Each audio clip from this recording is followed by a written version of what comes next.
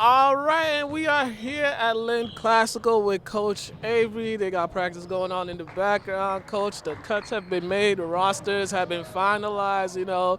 Going into a normal season for you. Last year, your first year, you kind of had to deal with the pandemic, but now it's a normal full off season and into the regular season for you. How's your feelings now?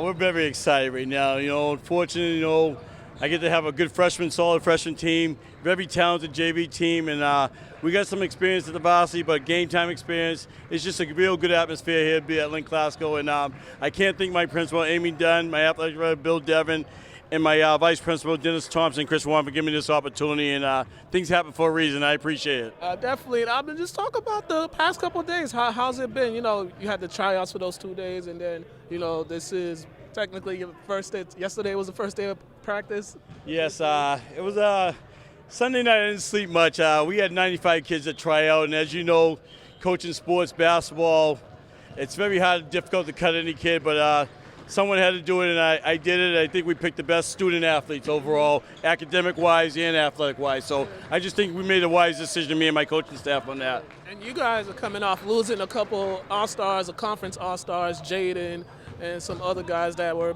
contributors to your team. How is it just, you get the new wave of guys that got to step up and fill in those shoes that those guys that graduated left? Yes, I got the classical job in July, then the pandemic hit, so we didn't really have the season, so we called it a fall 2 season. And unfortunately, I only got to coach those guys for like a quarter of a year. And I wish I had the opportunity to coach them a full year to really get the best out of those 2 players, Jaden Thornton, which is at High Prep School in Maine, and he's in constant contact with me, and I'm very close to his family. And the other kid, what can I say, Angel Garcia, All-League, All-Star, very talented kid. He's playing for a good friend of mine at a high elite basketball program at Bunker Hill Community College over there in Charlestown. Okay. All right. So with this team now, what are these guys? What has it been like for these guys that that aren't accustomed to your playing style, your system?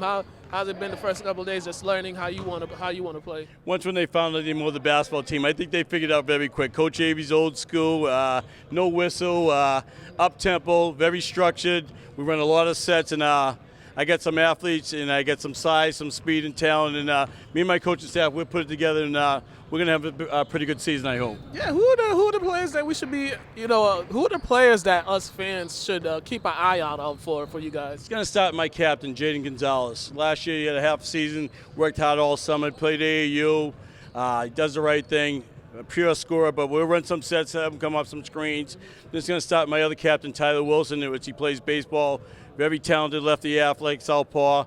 He's going to put the ball in the hoop. But I got some surprises, too. I'm going to have a really talented, my son, Marvin Avery, coming off a big-time good football season for Lynn Classical football team under Coach Brian Ron, the direction.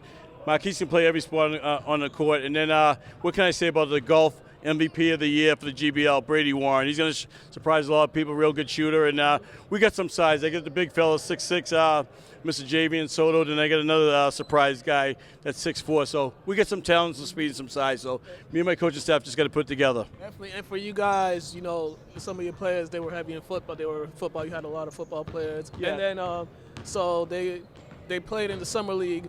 But the fall league, they kind of had to fall back. Right. My pet peeve rule with the football coach, no guys play fall league in the fall. That's football season. That's the way it is. So some of these young guys got the opportunity to see what they're all about. Yeah. So they go swing with the new MIA rule. You can play 4-2 or you go 3-3. So we got to see what some young guys are doing, which made us good and comfortable. So we made some transition and adjustments with that, too. So it worked out in both ways for the kids that normally don't play much in fall league and the kids that played football.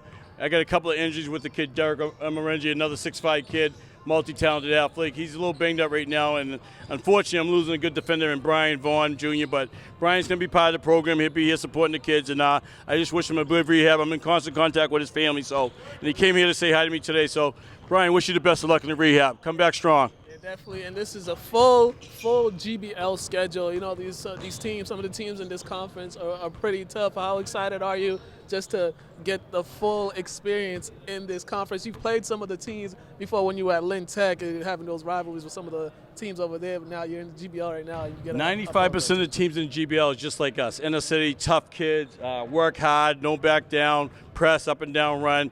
Until they beat them, Lynn English probably be the top team, and with Everett, very talented athletes coming on the football team.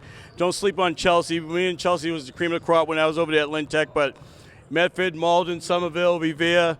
Real good friend of mine is over there, Coach Larry. But I'm just very excited. So, and the other exciting thing I told the kids, we're going to have a lot of fans, and we're just excited for the parents to come see the kids to play. Last year, it was a fortunate situation for parents, players, just the area of basketball. I'm very excited. Yeah, because it was, players feed off the fans, and it was weird coming in here. You might have a couple parents here and there, and the gym was so quiet, and you could just hear everything on the court instead of hearing the noise on the fan. I think that, as you said, this would be big for the kids because they're high school kids and they love seeing the fans in attendance, and also fans like to be in attendance to support the kids. Right. I think the MIA did a nice job letting the kids come back play. Unfortunately, hey, you got to wear masks, but hey, whatever it takes to be safe under COVID. It is tough times for kids right now. No one expected this would happen, but hey, it is what it is. We get fans back here, get the cheer, the kids get excited, and I'm very excited. Yeah, definitely. Please tell the people when the first season tip-off is for you guys.